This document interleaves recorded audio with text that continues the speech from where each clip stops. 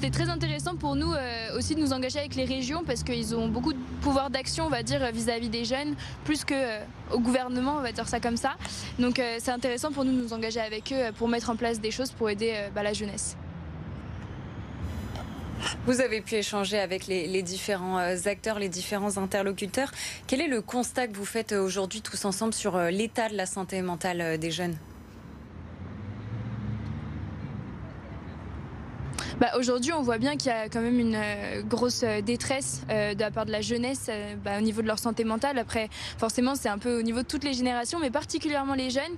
On voit qu'ils se sentent vachement incompris en fait, par le monde adulte. Il y a vraiment ce fossé générationnel qui est gigantesque entre les jeunes et les adultes qu'on essaye du coup de réduire en faisant de la prévention, des actions, etc. On voit aussi qu'aujourd'hui, le système de soins, il est complètement saturé. Avoir une place avec un psychiatre, avec un psychologue, en hôpital psychiatrique même pour les cas plus graves, c'est hyper compliqué. Donc nous on essaye de s'axer en prévention pour faire en sorte qu'il y ait moins de jeunes en fait qui aient besoin de passer dans ces parcours de soins là qui sont évitables. Il y a beaucoup de troubles qui pourraient être évités si on arrivait à sensibiliser, on va dire, et à bien apprendre aux jeunes à prendre soin de leur tête même quand ils vont bien, pour qu'ils aient les bons réflexes quand ça va pas. Oui, vous le disiez, la prise en charge, elle est encore difficile parfois. Aujourd'hui, pourtant, je le disais en introduction, la santé mentale était une grande cause nationale du gouvernement. Pour 2025, on est à la fin de l'année 2025. Est-ce que vous êtes satisfaite des mesures qui ont été mises en place ? Pas du tout, franchement c'est extrêmement décevant même je dirais.